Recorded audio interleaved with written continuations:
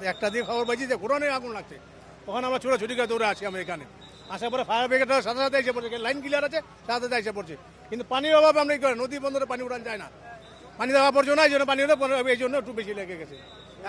নদীতে পানি উঠানো যাচ্ছিল না কেন? আবর্জনা ভরা, পাইপ আটকে জায়গা, এগুলা পাইপ লাগাচ্ছে ময়লা জমা জায়গা, এই কারণে একটু বেড়ে গেছে।